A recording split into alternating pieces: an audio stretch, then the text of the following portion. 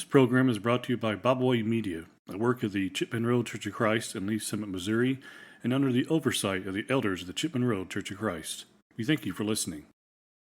Thank you for joining me today here on Studies in Christian Evidences. This podcast is designed for elementary age children. Thank you for listening.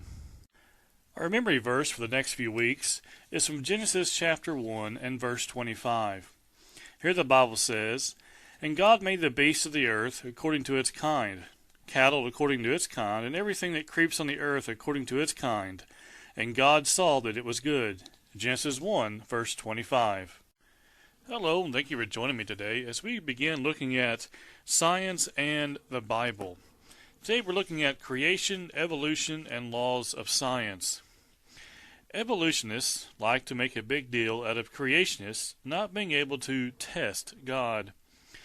Since humans cannot use one of their five senses to examine God in order to prove that He exists, then we are told that no scientific evidence exists to prove that God is real. Because the scientific method requires that we be able to see, touch, taste, hear, or smell what we want to examine, God cannot be tested scientifically. And if God cannot be tested, then, we are told, we cannot know that God really exists, or that He created the universe out of nothing thousands of years ago. The truth is, however, evolutionists can no more test the Big Bang and how life supposedly evolved from non-life any more than creationists can test God and creation. Just as supernatural six-day creations are not taking place today for us to observe, there are no Big Bangs to examine and experiment on. Also, we can't go outside and see in nature how a living cell evolved from non-living chemicals, as evolutionists tell us happened more than 1 billion years ago.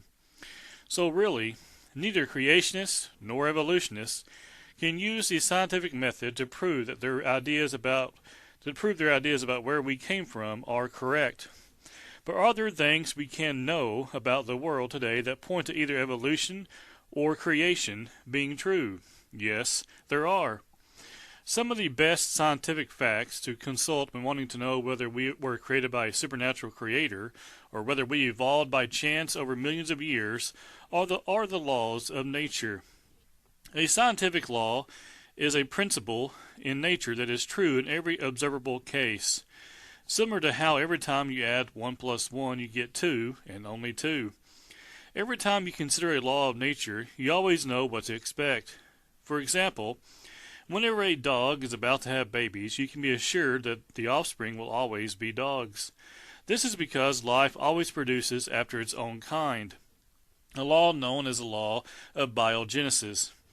No one has ever seen an exception to this law, which is why it is a law.